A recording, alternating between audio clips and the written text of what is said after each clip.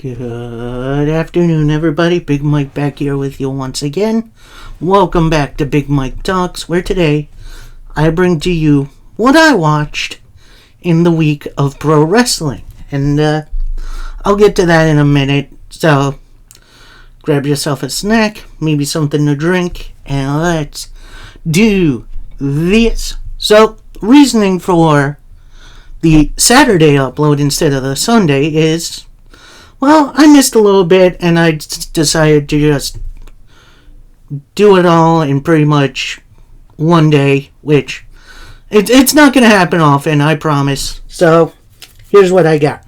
Raw, not going to cover. I went out on Monday, had a little fun. So, that's that. Tuesday, no NWA Power. It was pretty much a best of episode, which is fine. It doesn't look like we're going to be getting some new content soon. I believe there is a taping tonight and tomorrow, so we got that to look forward to. So where we start is very interesting. We start with AEW Dynamite, and we start with a Keith Lee Darby Allin backstage interview, where Darby Allin is pretty much telling Keith Lee, look, I know you want to win this blind eliminator tournament. I know you don't like Swerve all that much. But you got one of two choices. Either go out there and fight and win with Swerve, or you can sit on the apron and cry about it. Make your call, big guy. So that leads into the blind eliminator tag team tournament, with you'll have the reunited Swerve in Our Glory, which is Swerve Strickland and Keith Lee, taking on Darby Allin and Orange Cassidy, which, fun little teaming. This was definitely the Keith Lee showcase match, because he went all out. Like, he hit everyone with everything, including a powerbomb to Swerve, who had Orange Cassidy in a suplex. Which, that was nuts. Then, after a big old DDT with some, not misdirection, but, at times Keith Lee ate some super kicks from Swerve, and that led to a big DDT for the victory for Darby Allin and Orange Cassidy. We then got a very interesting vignette where we're going to see the debut of Nick Wayne, whose father actually trained Darby Allin. And if you've been keeping track, Darby actually did offer Nick Wayne a AEW contract, but he can only really start when he turned 18. Well, now he's 18, and now he's coming next week facing Swerve. So, that's going to be a fun match. We then get a Jungle Boy interview as he's just arriving to the arena, where he challenges Hook for the FTW title. This brings in Hook, who is just looking to just destroy Jungle Boy. And then Jungle Boy gets back in his car and drives off. We then get a very interesting little vignette from Adam Cole and MJF hanging out at the gym, bonding. Although, on MJF's reps, Adam Cole wasn't really spotting him well, so that was kind of interesting. And then Cole banging out some reps on the barbell, which, you know what, can we stop body shaming the man? Like, he ain't even that big. Look at me, I'm that big. He ain't that big. So, we're going to see them in action a little bit later. We then get a weird, kind of pointless six-man tag between the Acclaimed and Billy Gunn. I will not be calling him by that other name.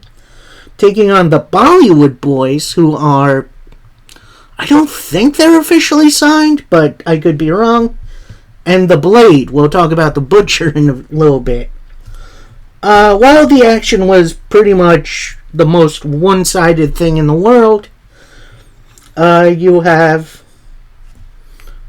the Acclaimed winning with the mic drop. We then get the woman from QTV pretty much saying, yeah, you guys are definitely going to want to recruit me for your group. I'm a better singer, and she continues to flirt with Anthony Bowens, who's gay. So, yeah, that's I don't know. I don't like this. Not my favorite thing in the world, but we're going to move on. Then we get a little footage from New Japan, where Eddie Kingston won the Strong Openweight title. Congratulations, Eddie. Then we get a Jon Moxley promo backstage, where he's pretty much saying, Eddie, we're the same people we were back in 2009. What is there to complain about? While you are putting down the Young Guns, me and the Blackpool Combat Club are trying to build them up. And I just want you to become who I always think you could become. Which, that's interesting. Building up their rivalry a bit. We then get a blind eliminator tag team drawing. You'll have Matt Hardy already drawn, and he draws Jeff. But not that Jeff. Double J Jeff Jarrett, which, that's interesting. Team TNA, getting back together. We then get a little vignette of Wheeler Yuta, who's going to be taking on Kenny Omega. He's pretty much saying, Kenny, I beat you already, dude. But tonight, I'm going to make sure you don't make it to Blood and Guts, which, ominous. We then get a Chris Jericho promo, who's pretty much a little down on himself. He's been, losing to all these young guys, and it's time to reevaluate and redo some things. Out comes Don Callis, of all people, where he goes down his and Chris Jericho's history, where he called Jericho about facing Kenny Omega in the Tokyo Dome, and now he wants Jericho's help to take down Omega once and for all. And Jericho says, maybe. So, we got that little tease coming. Will Jericho join this group? Who knows? We'll see.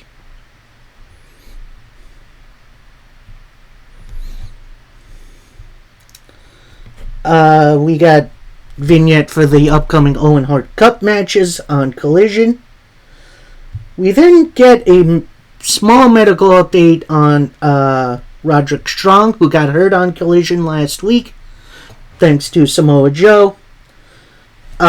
Saying, he's making progress, he's getting ready to come back. And then this brings in Adam Cole, in which Roderick Strong tells him, hey, be careful with MJF. He's a backstabber.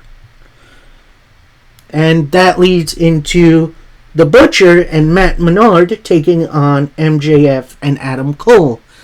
And what was, a decent little matchup between the two teams. You have MJF at one point having Matt Menard in the abdominal stretch, looking for extra leverage from Adam Cole, who initially denies the action, but then he gets in on it, in which I'm thinking like, whoa, Adam Cole's falling for it.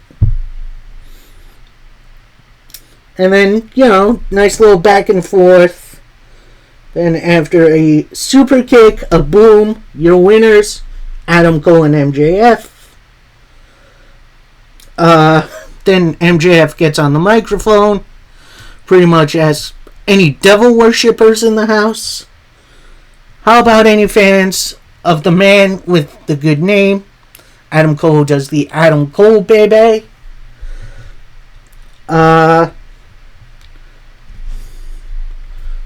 MJF asks Adam Cole out on another bro session, whatever that means.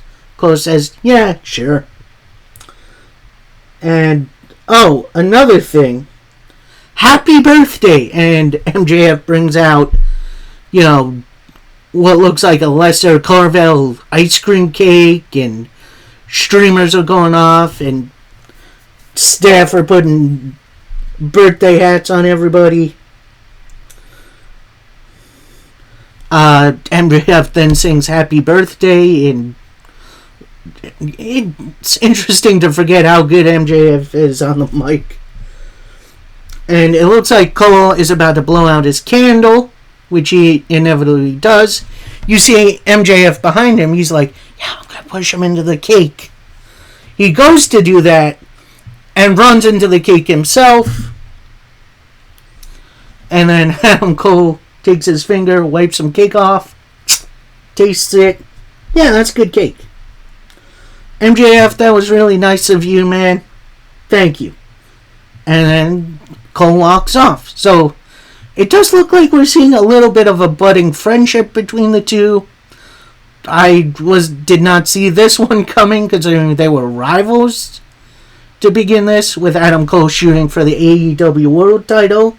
But, it's going to be interesting. We then have a Britt Baker interview in which she says, Ruby has a lot to say, and I don't care if anyone really likes me.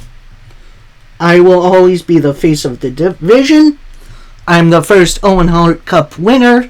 She brings out the title she won from that tournament, and I'm about to do it again.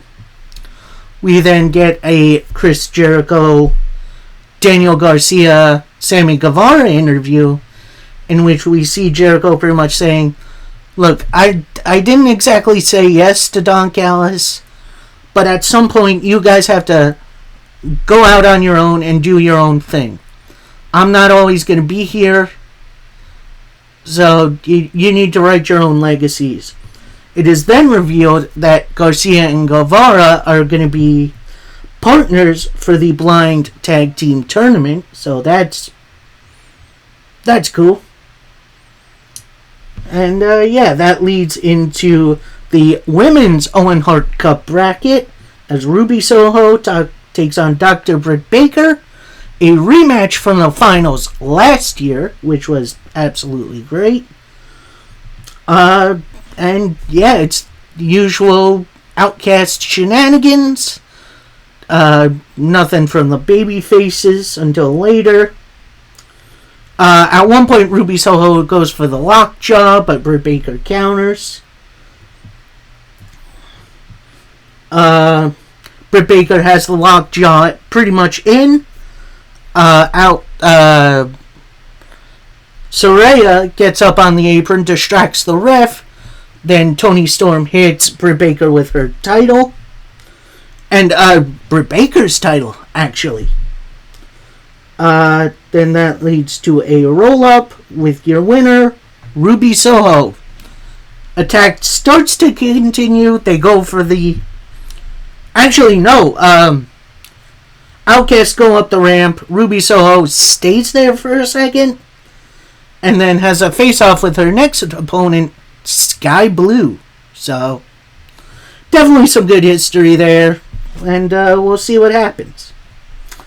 And fine, Alamo, our main event of the evening. You have Kenny Omega taking on Wheeler Yuta one-on-one. And honestly, this was quite the showing for Yuta. He's grown into quite the wrestler. But ultimately, after a bunch of feed triggers, and actually, Don Callis comes out on the ramp, and then, which distracts the ref and Omega. Takeshita then attacks Kenny Omega from behind. Yuta hits a 450 splash for the 2 count. Omega hits a low blow, one-winged angel, with your winner, Kenny Omega. So Omega gets his win back from Yuta. Claudio Castagnoli and Takeshita then attack Omega after the bell. This brings out the Young Bucks and Hangman Page for the save. But then just as this is going to a commercial, before Hangman can hit either man with the chair, the Dark Order comes out and Evil Uno takes the chair from Hangman, which looks like Dark Order's turning heel again, which honestly might be good for them. So, yeah, that was AEW Dynamite. Really kind of okay show. It wasn't super great, but it wasn't, like, horrible either. It was right in the middle for me. So, I enjoyed it for what it was. Next up, we have MLW Fusion, which actually took place Wednesday before Dynamite on YouTube. But I watched it after because, I was a little bit more interested in Dynamite. This is actually the go-home show for Never Say Never, which is going down tonight on Fight Plus. You can get a 7-day trial for it for tonight if you really want to. And we start out with a Microman Mr. St. Laurent promo. They come out, say how great it is to be in Philly. Microman put Microman on the map. And today has been declared Microman Day. And, they start celebrating, whatever. Out comes Davey Boy Smith Jr. He gets on the level of Microman. And then he just kicks Microman in the head. Big power slam.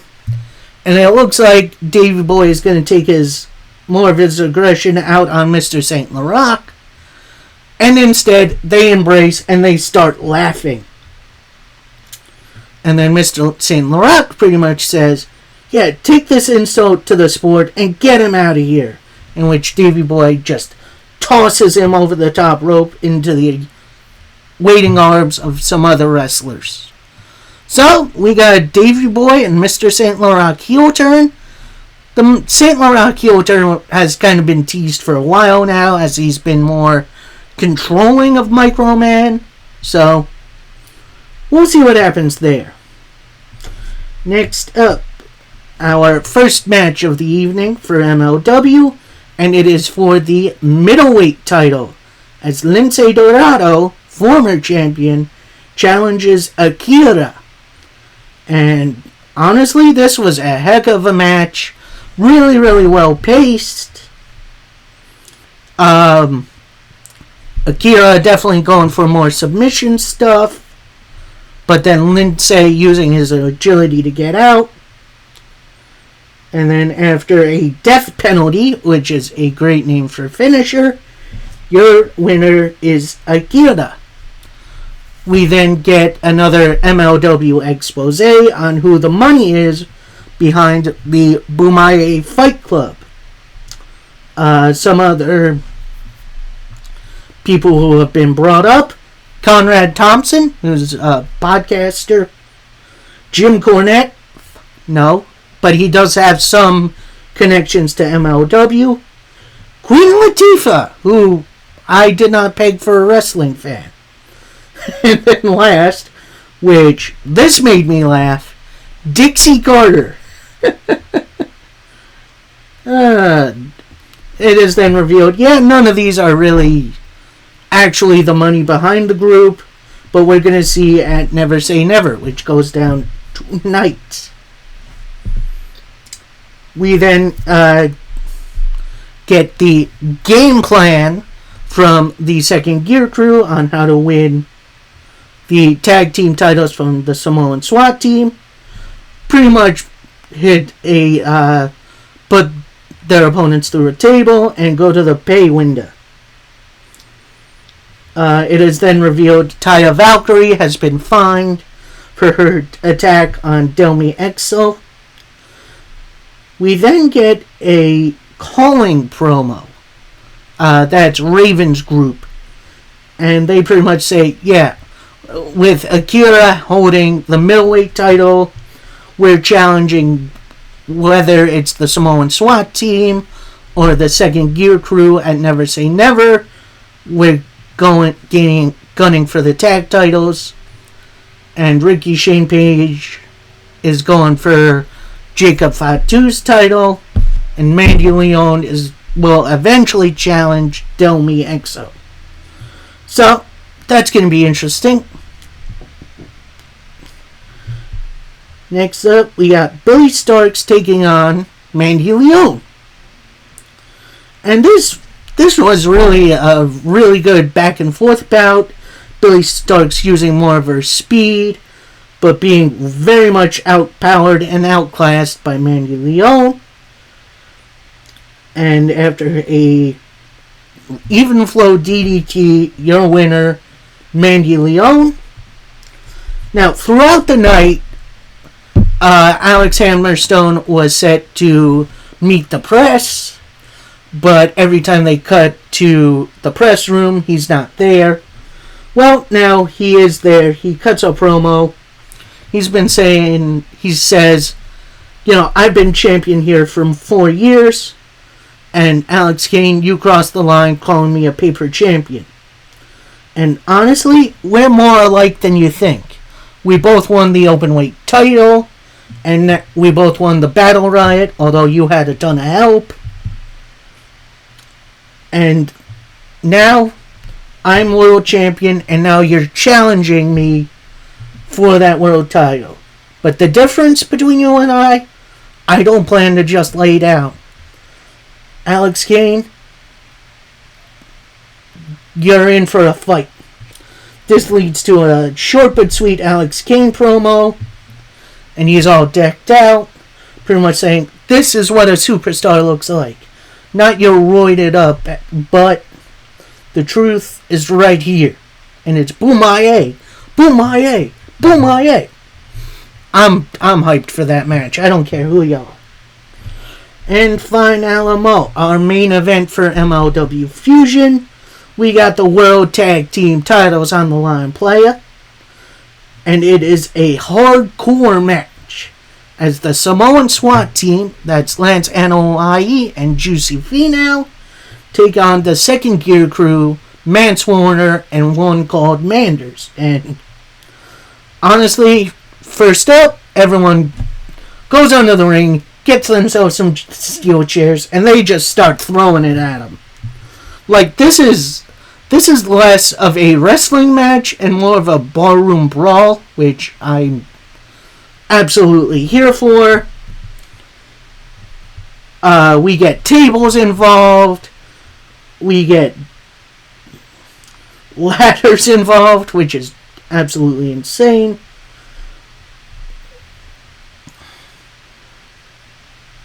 Then after a big old senton by Juicy Finau through Mance Warner and Manders, your winners, the Samoan SWAT team. Post-match, The Calling are out, including Delirious, who I completely forgot was in this group. And they just start attacking both sides. Then Juicy kind of fights back. The rest of the crew gets up and fights off The Calling for the moment. So, yeah, that's MOW Fusion. Definitely more of an up from AEW Dynamite. It was a pretty dang good show. Next up, we got Impact Wrestling, which, honestly, I think was my favorite show of the week. We started off with Eddie Edwards versus Frankie Kazarian, and these two have some great chemistry together. But at points, you have Alicia Edwards, who is at ringside, getting involved, including a nasty-looking kendo stick shot to Kaz.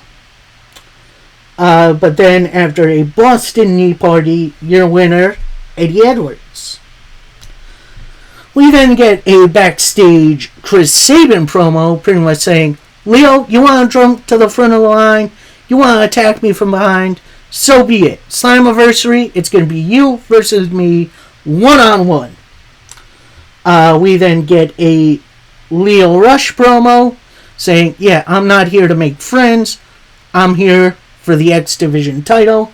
This brings out Nick Aldis, pretty much says, look, Lio, I understand that. I'm not here to make friends either.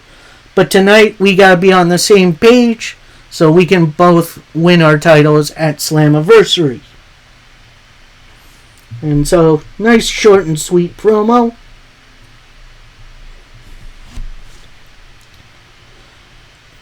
We then get a promo from Frankie Kazarian, pretty much challenging Eddie Edwards to the rubber match at Slammiversary, but he's not coming alone as he's bringing his wife, Tracy Brooks, former Knockouts champion, to the bout.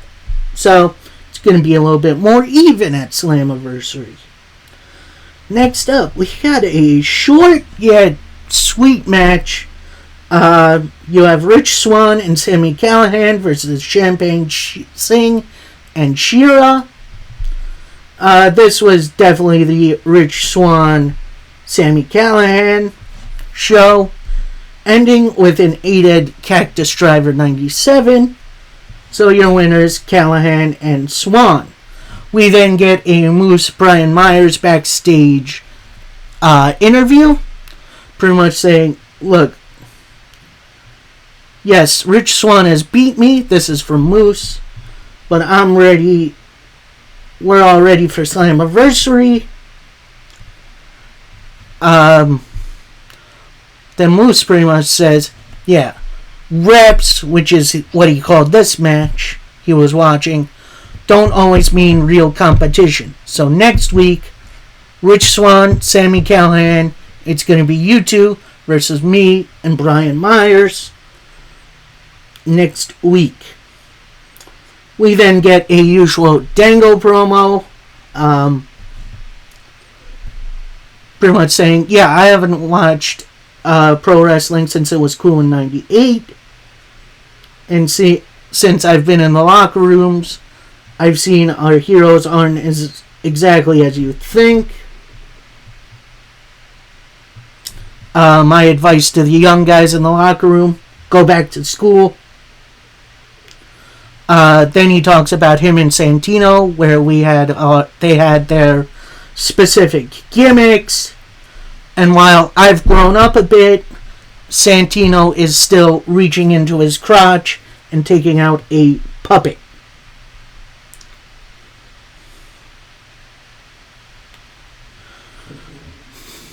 And yeah, that's pretty much that.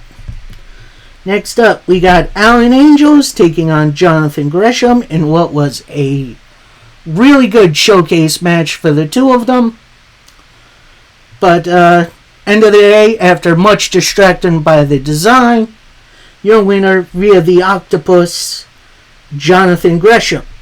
Now, post-match, you have Angels, Gresham offering a hand to Angels, a handshake. And Diener from the outside is like, no, don't do that. Come back with us. We're going to get you ready for Slammiversary. Then Angels is like, yeah, no, I'm not with you guys anymore. Shakes Gresham's hand and walks to the back on his own. So it looks like the design is down one member. We'll see what happens.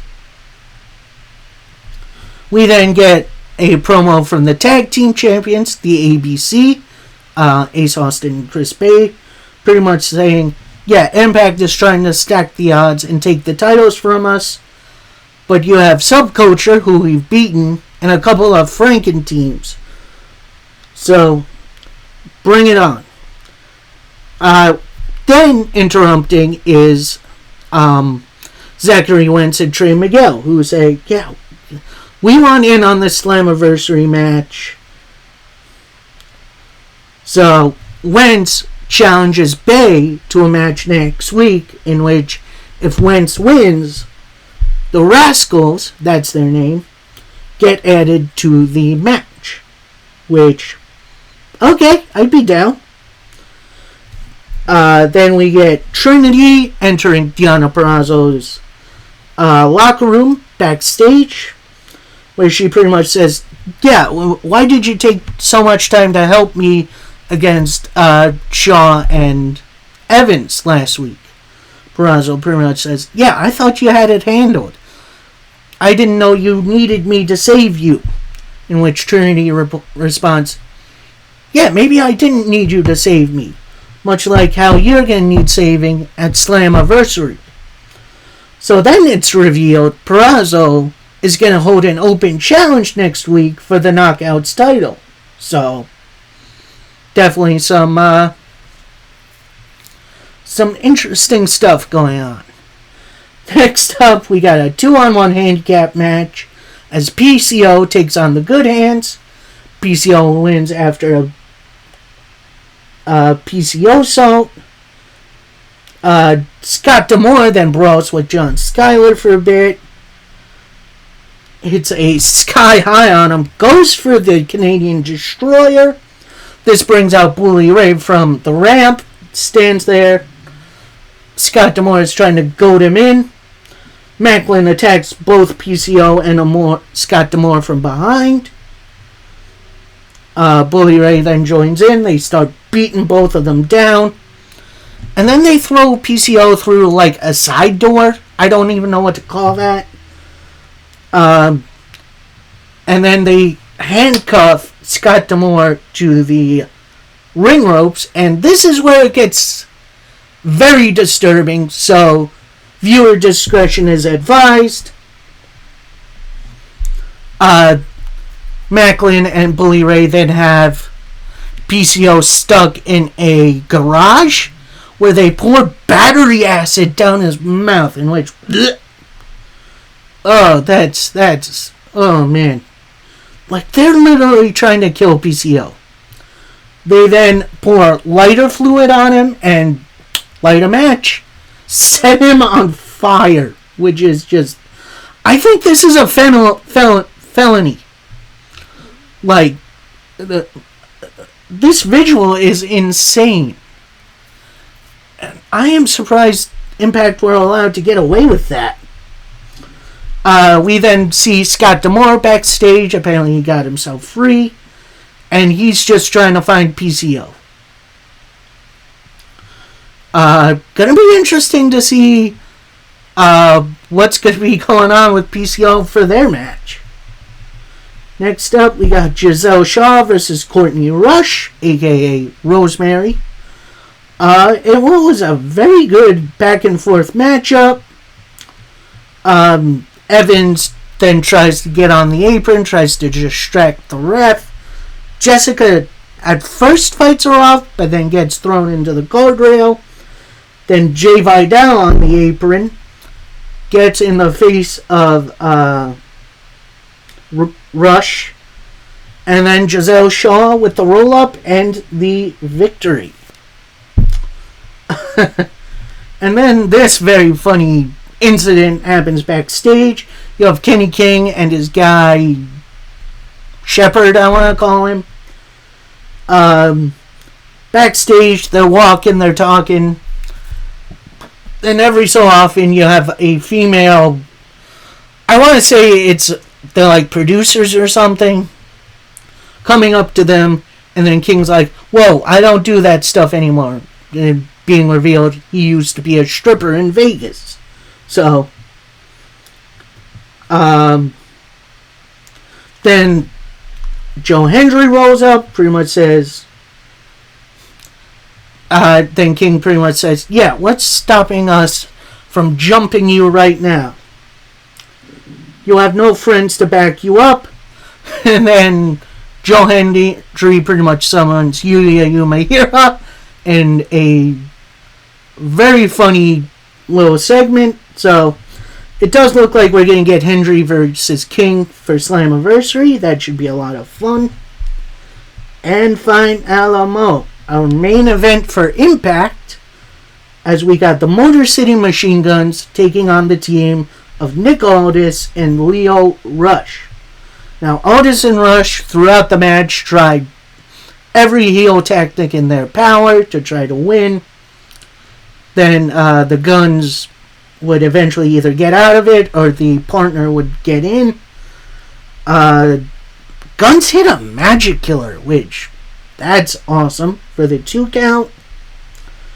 Near the end, Aldis has Sabin Shelly in the Kingsland Cloverleaf. Sabin makes the save. Low blow into the final hour for the victory for Lio Rush and Nick Aldis. A very fun main event, a very good Impact, despite, the attempted murder. But overall, fun show. Next up is Ring of Honor. And now, I'll try not to go over absolutely everything, but I'll go over the important bits. Like our first match, Gringo Loco taking on Commander in a very good Lucha Libre contest, including a rope rock Hurricane Rana. And then after a 450, your winner, Commander. You got a Lee Moriarty Big Bill interview, pretty much talking down to Dalton Castle's boys, pretty much saying, I hope you I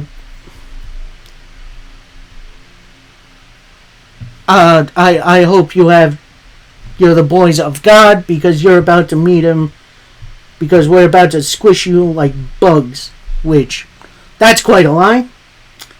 Next up, we got Daniel Garcia versus Christopher Daniels in what was a beautiful bout from 2 very, very different styles of wrestling.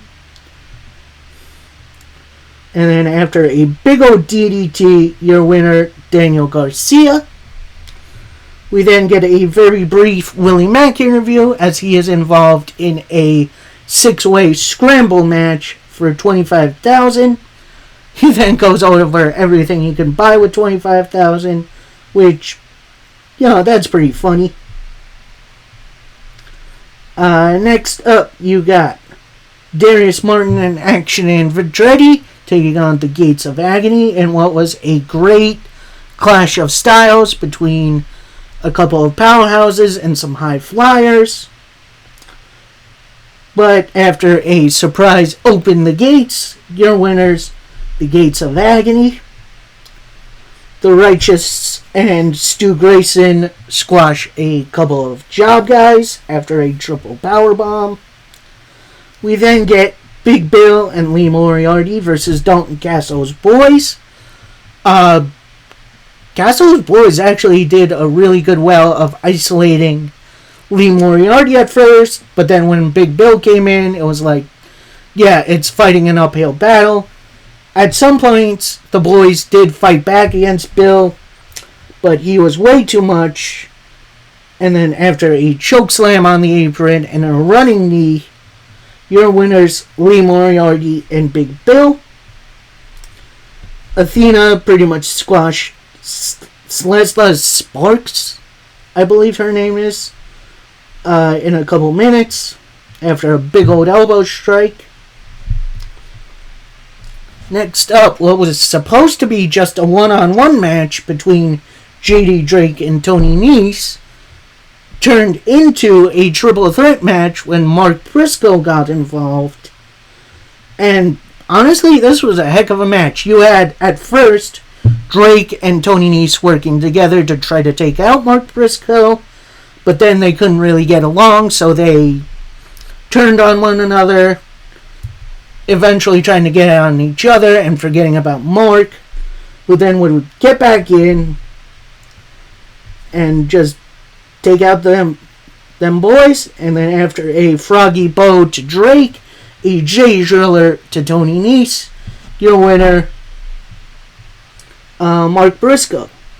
We then get an Eddie Kingston promo who pretty much says, yeah, after winning the Strong Openweight Champion, I'm going to be involved in the G1, so I'm going to give my blessing to Mark Briscoe to go after the Ring of Honor World Heavyweight title at Death Before Dishonor. Because now, it's your time. Then we get a Mark Briscoe promo pretty much saying, yeah, I've had my sights set on the TV title, but I want to win the title my brother did. I want to follow in his footsteps, and I want to shoot for the sky. This brings out Claudio Castagnoli. He pretty much says, yeah, don't listen to Eddie. Forge your own path. Your brother doesn't want you to follow in his shadow. He wants you to stand on his own. So if you still want to challenge me for the world title, shake my hand. So they shake, and I'll see you at Death Before Dishonor. Next matchup, Diamante squashes Vanessa Craven after a Code Red, which I love that as a finisher. Semi-main event is the six-way Mayhem Scramble match. Participants, Shane Taylor, Josh the Goods Woods, The Machine Brian Cage, Willie Mack, Dalton Castle, and Trent Seven, where the winner gets $25,000. And honestly, this match was chaotic as heck. I couldn't keep track of absolutely everything. At points, Dalton Castle would try to get into the ring, and he would try to attack whoever's in the ring and get dumped out of the ring, which honestly I thought that was hilarious. Eventually, after a bunch of stunners and then a roll-up, your winner, Brian Cage, who gets the money. And final move for Ring of Honor. We got the Infantry and Trish Adora taking on the Kingdom. Now, Maria Kanellis Bennett was supposed to be having her first match here, but it is announced she is not medically cleared. However, we did find a replacement, and it's the returning from injury, legit Layla Hirsch, and it looks like she's going to be in Ring of Honor for now. And honestly, all six of these people worked really well together, especially Adora and Layla Hirsch. And then after a suplex, Fujiwara armbar, and into an arm breaker, your winners, Layla Hirsch and the Kingdom. So Kingdom get their win back, and it looks like they gained a new ally as well. Ring of Honor was really a lot of fun this week. Sets up plenty for Death Before Dishonor. Gonna be interesting to see what goes on that card. Alright, we are almost finished as we go right into SmackDown, emanating from Madison Square Garden. My side yard? I don't even know what to call it. But it's in my area. Kind of wish I went, although after what happened, I'm actually kind of glad I didn't. Because we start off with the tribal trial of the tribal chief, Roman Reigns. We start out with the Usos, who pretty much says, yeah, we feel good. Everyone said Roman can't be beat. But guess what? We beat him. This brings out Paul Heyman and Solo. It is revealed that Heyman is the defense counsel for Roman in this trial. But then the Usos in tandem told Paul Heyman to shut his mouth. Heyman then goes, yeah, neither of you have the power to tell me to shut my mouth. Only two people do. And then Solo covers the microphone, takes it from Heyman, tosses it to the outside. And then that brings out Roman Reigns. So Roman Reigns on the mic pretty much says, yeah, I got pinned. But last I checked, I'm still the tribal chief. Neither of you two are the tribal chief. Chief, why am I here? I didn't initialize tribal court. Why waste my time? Then Jay pretty much says, nah, you're not doing this again. You're not manipulating us. And we got footage of that. Pretty much shows Roman taking advantage of his family, abusing them, and whatnot. And then Roman, who looks like he has a somber look on his face, pretty much says, "No, I didn't do that. That's not who I am. I did it for you guys. You think I wanted to do all of that? I did it for the family. I did it for the bloodline. And honestly, I don't want this responsibility anymore." Takes off the tribal necklace, puts it on Jay, takes off the Universal title, throws it on the ground, and starts kneeling to Jay. And Jay, with some sympathy in his eyes, goes down and he's like, "Yeah, it's okay. It's okay. You don't need to do this alone anymore." Low blow. Then Roman starts beating on Jay. This finally brings Jimmy over to stop him. And then Solo with a big old Samoan spike to Jimmy.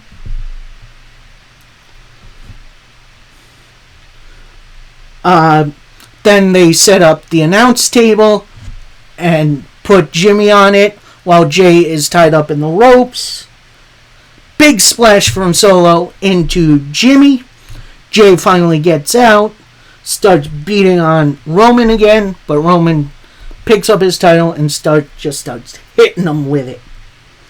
And that ends the segment with Jimmy Uso being stretchered out and Jay joining him in the ambulance. So I'm going to say this. As enthusiastic as I was watching it, this really negatively affected the rest of the show. The rest of the show felt rushed. It felt like its flow was interrupted by this over half-hour segment. Like, this segment did not need to be a half an hour. And that's it. I'm going to say this is going to piss a lot of people off. This felt like a Vince McMahon episode, where it's like half hour plus of promos, 10 minutes of actual wrestling. And it negatively impacted the show. I'll get to it. So, anyway, our first match after a half hour plus, you have the United States title on the line as Austin Theory takes on Sheamus. And now Sheamus, advantage early. Theory weasels his way out. Out comes Pretty Deadly. Tries to interfere. Sheamus kicks them off. That brings out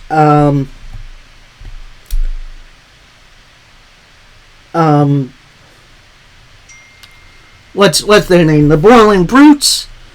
They fight off Pretty Deadly. But then that leaves Sheamus distracted. And with a roll-up, your winner, still United States Champion, Austin Theory. And yeah, this match felt really rushed. Like, it wasn't given enough time, and of course, shenanigans. I don't know. We then get a Grayson Waller effect with his guest Edge, in which apparently Grayson Waller is saying Edge is retiring. This is the last time you're going to be seeing him at MSG. Take it in. Then Edge pretty much says, "Look, I'm not retiring anytime soon. And actually, tonight I have a match versus you." And we'll get to that. So, Grayson Waller versus Edge, we'll get to.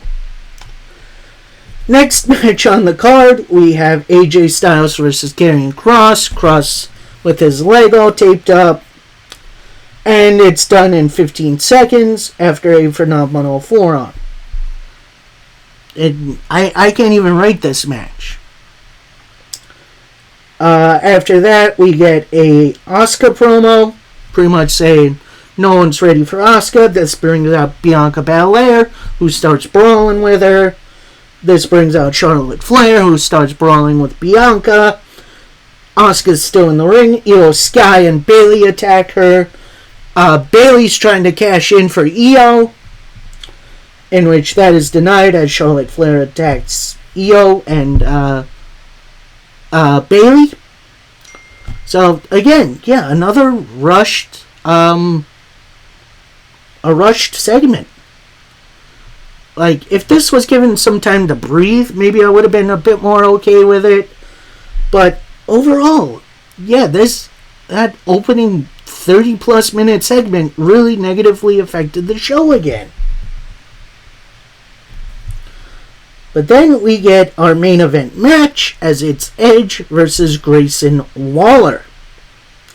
And honestly, this is the first time I've ever seen Grayson Waller have a match. I never watched him in NXT, but he brought it.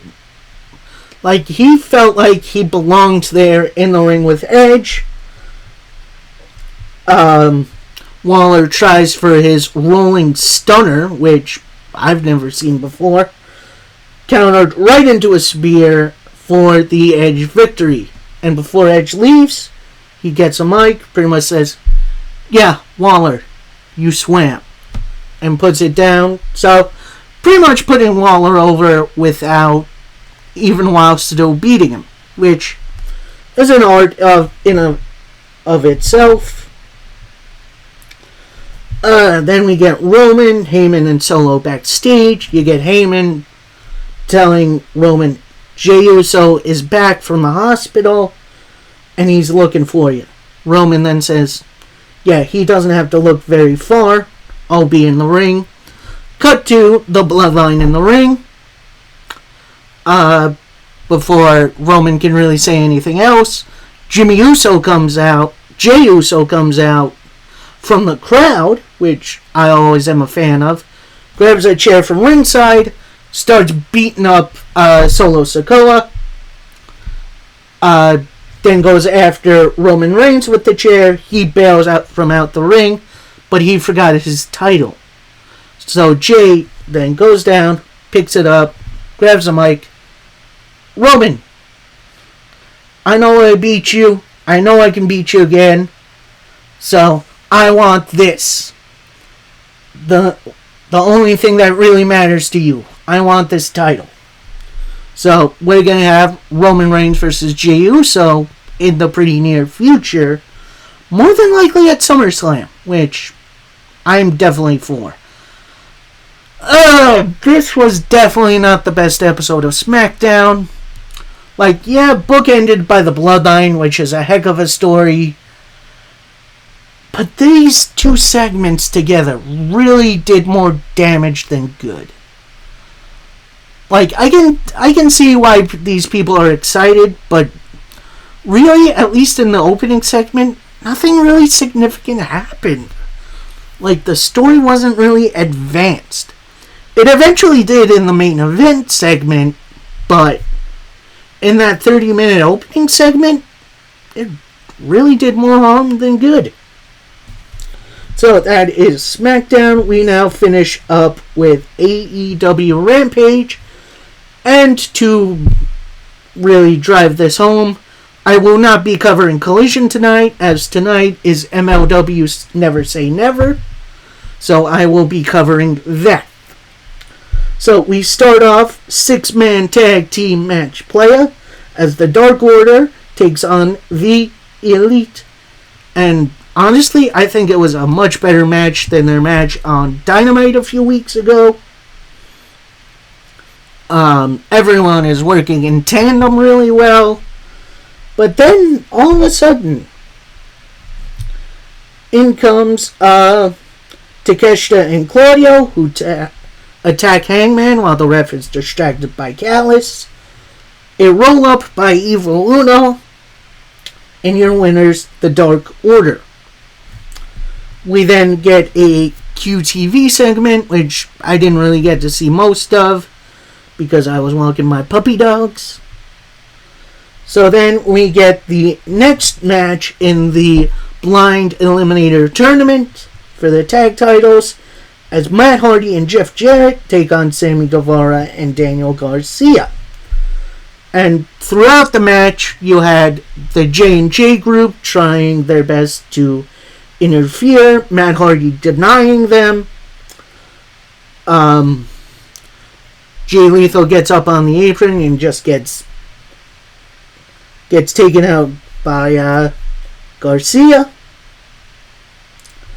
Then a GTH, and Daniel Garcia steals the pin. Your winners, Daniel Garcia and Sammy Guevara. They leave the ring. J&J surround Matt Hardy. They start attacking him. Out comes Brother Zane, a.k.a. what's his name? I forget his name. And he tries to break that up. The numbers are too great. He gets a choke slam from Satnam Singh. Then out comes Ethan Page, who fights off the entirety of J&J security. He tries for an Eagle's Edge, but he gets stopped, and yeah, that's that. We then get a Collision vignette recapping of the Owen Hart tournament stuff going on, and the tag team title match. So next up, we got a very weird match as Hikaru Shida takes on Marina Shafir. These women didn't really have the coordination to go into this. Like, it was very weird. Falcon Arrow into the Katana Kick. Your winner, Hikaru Shida. We then get a Chris Statlander promo, pretty much revealing she's had 6 title defenses since becoming the TBS champion. And I am going to be a fighting champion. And this title is always going to be on the line. So, we're going to see more defenses from her.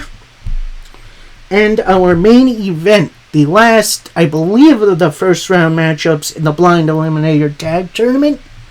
As you got Big Bill and Brian Cage taking on Matt Sydal and Trent Beretta.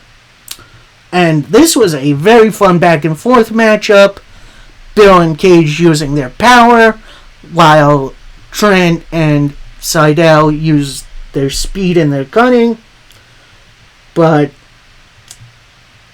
after a clothesline powerbomb combination, your winners, Big Bill and Brian Cage. And honestly, that main event was absolutely great. And I'm absolutely ready to see more from the Eliminator Tournament. Alright, that is it for me for this week in wrestling. Hope you guys enjoyed. Please like, comment, subscribe if you haven't. Tomorrow, I'm going to try to cover MLW Never Say Never. And then on Tuesday, well, either Monday or Tuesday, I am going to record my video revealing the All-Star teams for my fantasy baseball league. So, stay tuned for that. And until next time, happy wrestling, everybody. Peace.